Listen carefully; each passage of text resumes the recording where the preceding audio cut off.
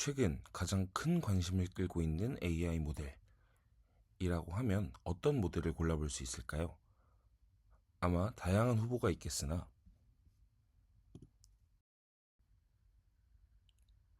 많은 후보가 있지만 그중 하나를 골라야 한다면 디퓨전 모델을 고르는 것도 좋은 선택일 겁니다. 디퓨전 모델은 생성 모델의 일종인데요.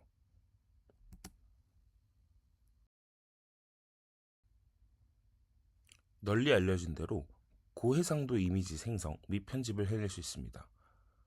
뿐만 아니라 비디오 생성과 편집, 나아가 텍스트 생성도 할 수 있고요.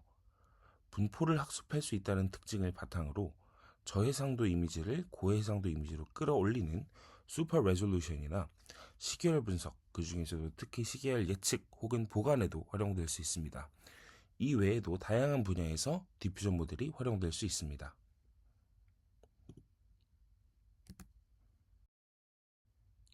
우리 연구실에서도 2022년 2월 조한샘 연구원님의 세미나를 시작으로 지금까지 꾸준히 디퓨전과 관련된 세미나가 업로드되고 있습니다. 연구실 홈페이지 세미나 탭에서 디퓨전이라고 직접적으로 검색을 했을 때만 해도 19개가량의 세미나가 벌써 올라왔네요.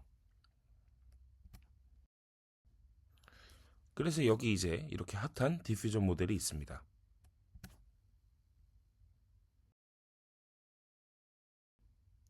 그리고 여기 조합 최적화 문제도 있네요. 이건 조합 최적화 문제의 대표적인 예시인 TSP, 즉 웹판원 문제인데요. 이렇게 각 지점을 한 번씩 방문해서 처음으로 돌아오는 경로 중에서 최단 경로를 찾는 문제입니다.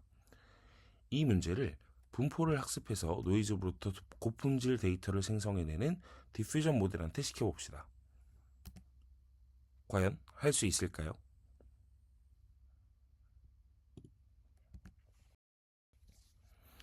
안녕하세요. 금일 오픈 DMQA 세미나를 맡게 된 차민성입니다. 오늘 저는 디퓨전 모델의 활용 경계를 넓혀 조합 최적화 문제를 해결하는 데 활용코자 한 연구에 대해서 소개하고자 합니다. 저는 고려대학교 일반대학원 산업경영공학과에서 김성범 교수님의 지도하에 석사과정을 수행하고 있습니다. 혹시 필요하시다면 여기 아래에 적혀있는 이메일로 연락주시면 감사드리겠습니다. 먼저 디퓨전 모델에 대해서 간단히 설명드리겠습니다. 디퓨전 모델은 최근 데이터 생성의 강력한 도구로 자리 잡았는데요. 원본 데이터에 점진적으로 노이즈를 추가하는 포워드 프로세스, 그리고 노이즈가 추가된 데이터로부터 원본 데이터를 점진적으로 복원해내는 리버스 프로세스를 통해 데이터의 분포를 학습하고 학습된 분포를 기반으로 새로운 고품질 데이터를 생성하는 모델입니다. 최근에는 화면에서 보이시는 이미지뿐만 아니라 영상 초반에 설명드린 대로 다양한 영역의 고품질 데이터 생성을 위한 도구로 각광받고 있습니다. 디퓨전 모델에 대한 보다 전문적이고 자세한 설명은 DMQA 연구실 조한샘 연구원님의 세미나 Score-Based Generative Models and Diffusion Models를 참고해 주시면 감사하겠습니다. 다음은 Combinatorial Optimization, 줄여서 CO라고도 하는데요. 조합 최적화 문제에 대해서 간단히 살펴보겠습니다. 많은 예시가 있지만 본 세미나에서는 가장 대표적인 예시 중 하나인 TSP 문제를 활용해서 설명드릴 수 있도록 하겠습니다. TSP 문제는 한 지점에서 출발해서 모든 지점을 한 번씩만 방문한 후 다시 처음 지점으로 돌아오는 경로를 찾는, 그 중에서도 그 길이가 최소인 경로를 찾는 문제입니다. 가장 나이브한 접근 방법 중 하나는 가능한 경로를 모두 나열해보고 그 중에서도 그 길이가 최소인 경로를 선정해주면 됩니다. 즉 하나씩 가능한 경우의 수를 모두 나열해보고 길이를 각각 구해서 그 길이가 제일 짧은 거를 선택해주는 것이 가장 나이브한 방법이라고 볼 수 있겠는데요. 이 TSP 문제의 해에는 조건이 있습니다. 첫 번째로 모든 지점을 방문하되 단 한 번씩만 방문할 것, 그리고 출발 지점이 어디가 됐든 선택된 엣지가 같다면 같은 해로 보겠다라는 조건이 있습니다. 이게 어떤 말이냐면 1, 2, 3, 4를 방문하겠다라고 했을 때 1, 2, 3, 4로 해가 나왔든 2, 3, 4, 1로 해가 나왔든 3, 4, 1, 2로 해가 나왔든 선택되는 엣지는 여기, 여기, 여기, 여기 이렇게 같기 때문에 모두 같은 해로 보겠다는 뜻입니다. 그리고 같은 해 내에서 1, 2, 3, 4로 방문하든 4, 3, 2, 1로 방문하든 같은 해로 보겠다라는 조건까지 있습니다. 자, 이 조건에 맞는 해의 수를 저희가 계산하는 방법을 아래에 제가 써놨는데요. 자, 일단 가능한 지점들을 그냥 순서대로 나열하는 게 n 팩토리얼이 됩니다. 그 다음에 어디서 출발하든 상관이 없다고 했으니 중복을 제거하기 위해서 n으로 나누어 주고요. 1, 2, 3, 4로 방문하든 4, 3, 2, 1로 방문하든 같은 해로 보기로 했으니까 해당 경우의 중복을 제거해 주기 위해서 2분의 1로 나눠주겠습니다. 그러면 결국은 저희가 방문할 지점이 n개라면 탐색해야 할 경로의 전체 수는 2분의 n-1 팩토리얼로 공식화를 할 수가 있습니다. 뭐 4개 지점이 있으면 지금 그림처럼 4개의 지점이 있으면 계산했을 때 3개의 경로만 확인해 보면 되니까 간단해 보입니다. 하지만 그리 대단해 보이지 않는 실생활 문제로만 와도 이야기가 많이 달라집니다. 이 세미나를 보고 계신 많은 분들께서 문명의 혜택의 일환으로 택배 서비스를 통해서 풍요로운 삶을 누리고 계실 텐데요. 화면에 있는 기사의 사례에서 알 수 있듯이 택배 기사님이 특정 수입을 올리시려면 하루에 455개의 택배를 배송하셔야 한다고 합니다. 그러면 이 택배 기사님의 최적 경로를 알아보기 위해서는 2분의 454 팩토리얼 만큼의 경로를 계산해보고 가장 짧은 경로를 찾아야 한다는 것이죠. 아무래도 일반적인 방법으로 계산을 하는 것은 많이 힘들어 보입니다. 이렇듯 문제의 크기가 커짐에 따라서 이 계산량 또는 저희가 해 공간이라고 하는데 이것이 기하급수적으로 증가함을 확인할 수 있습니다. 물론 모든 경로를 하나하나 계산해보는 것보다 이 문제에 접근하기 위한 더 나은 방법들도 개발이 되고는 있지만 아직 이 문제를 해결할 때 있어서 다항 시간 내에 이 문제를 해결할 수 있는 알고리즘은 알려져 있지 않습니다. 방금 설명드린 최적화, 조합 최적화, 그리고 조합 최적화 문제의 어려움은 제가 이전에 진행했던 Machine Learning Driven Heuristics for Combinatorial Optimization Problems 세미나에서 좀 더 자세히 알아보실 수 있습니다. 자, 그러면 디퓨전 모델로 어떻게 이런 최적화 문제에 접근할 수 있다는 것일까요? 먼저 디퓨전 모델이 데이터의 분포를 학습하는 방법을 조금만 더 자세히 살펴보겠습니다. 화면에는 DDPM의 예시를 가져왔는데요. 여기 깔끔한 원본 이미지 X0가 있습니다. 이 이미지에 대해서 노이즈를 단계적으로 추가해주는 forward 프로세스와 노이즈가 추가된 이미지들에서 한 스텝씩 노이즈를 복구하는 reverse 프로세스로 구성이 됩니다.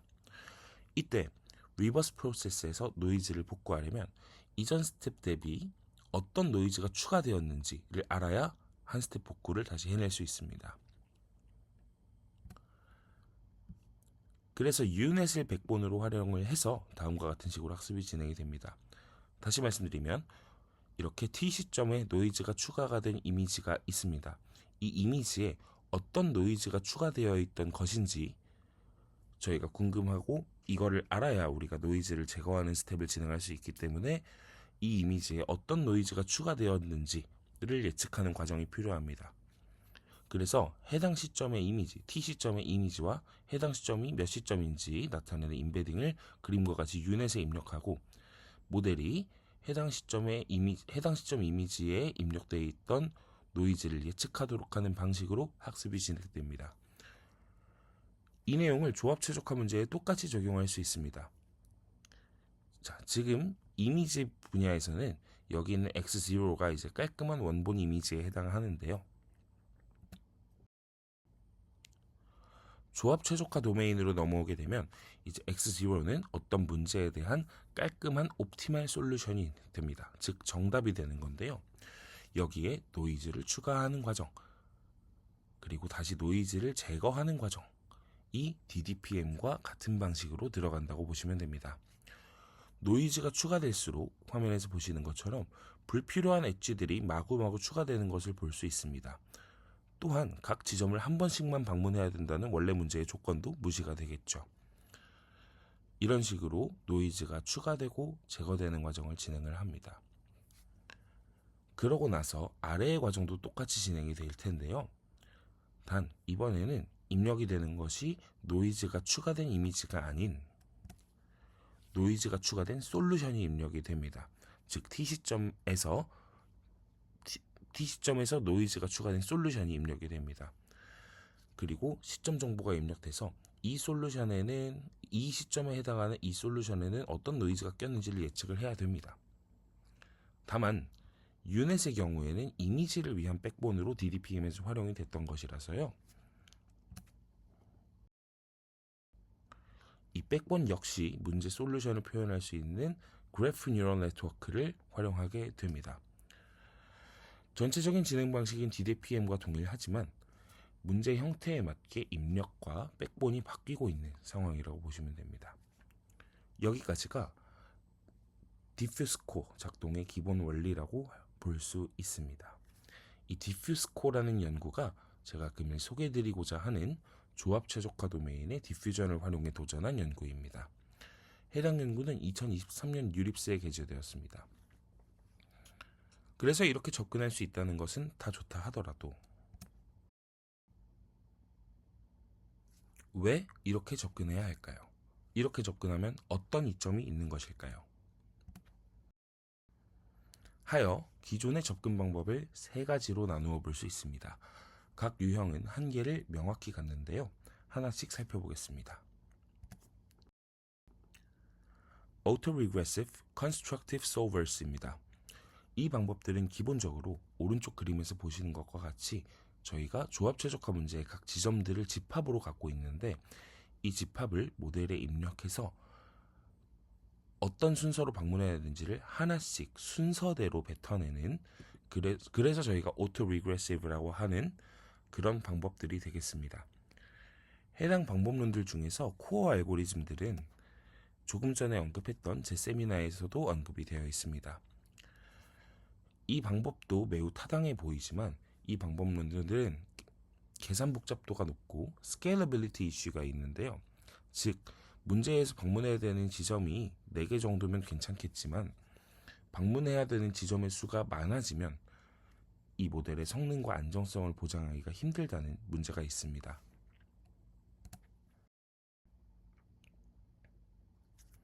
두 번째로 Non-Autoregressive Constructive Solvers입니다.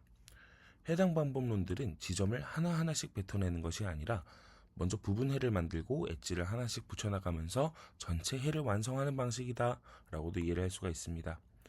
하지만 이 방법에도 단점이 있으니 정답으로 입력된 최적해 하나만을 추구하는 경향이 있어서 다중 모드 분포를 모델링하는데 한계가 있다는 점입니다.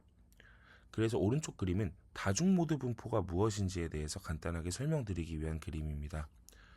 여기 이렇게 4개의 지점을 갖는 문제가 있습니다. 이 문제의 경우 방문 지점이 4개이니 탐색해야 할 총 경로의 수는 3입니다.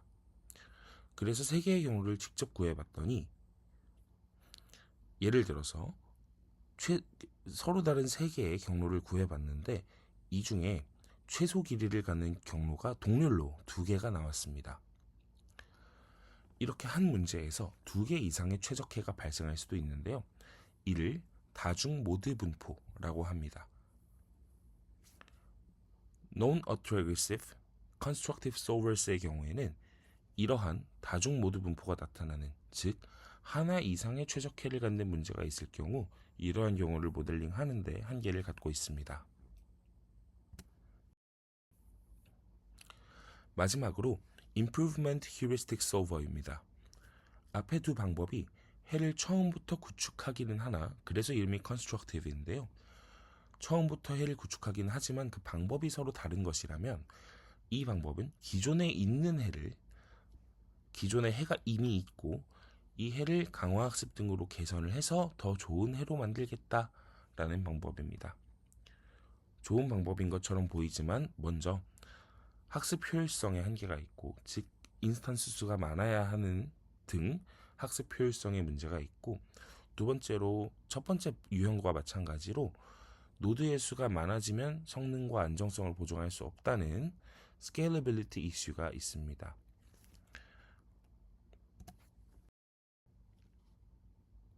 또 로컬 옵티멀리티 관점에서 좀 더 간단한 예시를 통해 확인해 보겠습니다. 실은 이 그림은 엄밀히 말하면 컴비네토리얼 옵티미제이션을 표현하고 있다고 보긴 어려울 수 있지만 예시로는 부족함이 없을 것 같습니다. 지금 저희가 풀어야 될 문제는 fx의 값이 최소가 되는 x값을 찾는 문제입니다. 그리고 지금 입력값인 x값에 따른 함수값인 fx값이 이렇게 그래프로 까만색 실선 그래프로 표시가 되어 있습니다. 그럼 우리가 찾아야 할 값은 파란색 Global Optimal Solution X*입니다. 그리고 현재 우리가 갖고 있는 해가 초록색 X'이라고 해보겠습니다. 이 해가 더 작은 함수값을 가질 수 있는 방향으로 개선되기 위해선 오른쪽으로 움직여야 합니다.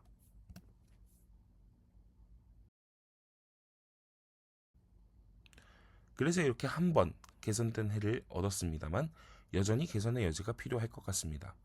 하지만 값을 개선하는 방향을 계산을 해보면 왼쪽으로 움직여야겠네요.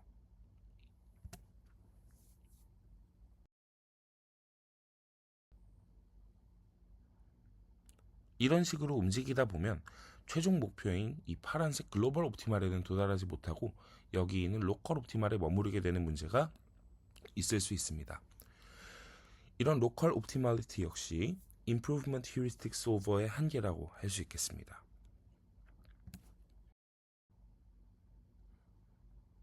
그럼 디퓨스코는 이런 한계들을 어떻게 극복했을까요? 먼저 가장 중요한 요소 중 하나라고 볼 수 있는 다중모드 분포에 대한 모델링 및 학습 가능성입니다. 디퓨스코의 작동 과정을 보게 되면 포워드 프로세스에서 이 깔끔한 정답 옵티멀 솔루션에 노이즈가 추가되면서 입력된 깔끔한 옵티멀 솔루션 외에 다양한 해를 얻을 수 있는 가능성이 생깁니다. 리버스 프로세스에서는 노이즈를 제거하면서 해를 정교화하는데 어떤 노이즈를 제거할지에 따라서 어떤 해가 나올지가 달라지게 됩니다. 이렇게 되면 리버스 프로세스까지 거쳤을 때 입력과는 다른 하지만 같은 성능을 갖거나 더 우수한 최적해를 얻을 수 있는 가능성이 생깁니다. 이런 과정을 통해서 다중 모드 분포를 자연스럽게 학습할 수 있고 다양한 해를 추론할 수 있게 됩니다. 즉, Non-Auto-Regressive Constructive Solvers의 한계와 Improvement Heuristic Solvers의 한계 중 Local Optimality가 극복이 됩니다. 또한 디퓨스코는 병렬 추론이 가능합니다. 이를 통해 계산 효율성 문제가 해결이 되고 추가적으로 스케일러빌리티는 실험을 통해 우수함이 입증되었습니다. 즉, 이 문제도 해결되어서 결론적으로는 기존 솔버들이 갖고 있는 대다수의 문제를 해결할 수 있는 것을 확인할 수 있습니다. 해당 내용이고 본 논문의 리조트 파트에서도 확인을 하실 수 있습니다. 지금까지 다룬 내용이 디퓨스코의 핵심적인 내용이고 몇 가지 추가적인 컴포넌트에 대해서 언급할 수 있도록 하겠습니다. 먼저 Discrete Diffusion입니다. 컴비네토리얼 옵티미제이션 문제의 해 공간은 아까 예시에서 보셨듯이 노드가 이어지고 안 이어지고 이런 식으로 이산 공간입니다. 따라서 DDPM과 같이 연속적인 데이터에 적용되는 Continuous Diffusion 대신 이산적 데이터에 최적화된 Discrete Diffusion을 도입하였습니다. 그 중에서도 특히 노이즈로는 베르노이 노이즈를 도입하였습니다. 특히 논문의 실험 파트에서는 Continuous Diffusion과 Discrete Diffusion에 대한 실험을 모두 진행한 다음 Discrete Diffusion이 더 우수함을 실험적으로도 증명하였습니다. 만약 Discrete Diffusion에 대해서 좀 더 자세히 알아보고 싶으신 분들은 화면 아래에 나와 있는 논문을 참고해 주시면 좋을 것 같은데요. 해당 논문은 D3PM으로도 알려진 논문입니다. 다음으로는 코사인 디노이징 스케줄링인데요. 저희가 인퍼런스 과정에서 디노이징에도 스케줄링을 러닝 레이트 스케줄링처럼 적용을 할 수 있습니다. 이때 저희가 리니어 디노이징 스케줄링과 코사인 디노이징 스케줄링을 비교 실험을 해서 코사인 디노이징 스케줄링이 조합 최적화 문제 해결에 보다 우수함을 실험적으로 증명하였습니다.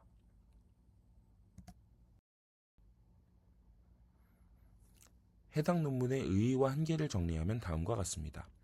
먼저 디퓨전 모델을 콤비네토리얼 옵티미제이션 문제에 효과적으로 적용한 최초 사례 중의 하나입니다. 그리고 기존 서버들의 한계를 극복하면서 더 높은 확장성과 표현력, 그리고 성능을 보여주고 있습니다. 해당 논문의 실험에서는 TSP, MIS 문제에 대해서 실험을 진행했는데요. TSP와 MIS 문제에 대해서 기존 접근법 대비 더 효율적이고 노드 수가 많아지더라도 일반화된 성능을 입증하였습니다. 이에 더불어 디노이징 스케줄링을 변경하여서 성능을 개선할 수 있음을 실험을 통해 확인합니다. 다만 한계로는 ER 그래프, 즉 에르도시 레니 그래프와 같이 다소 랜덤한 그래프 구조에서는 성능 개선 폭이 제한적이었는데요. 이를 통해 비록 노드 수가 많아지더라도 안정성을 유지할 수는 있으나 그래프의 구조의 특성에 따라서 모델 성능에 편차가 발생할 수 있다는 한계를 가집니다.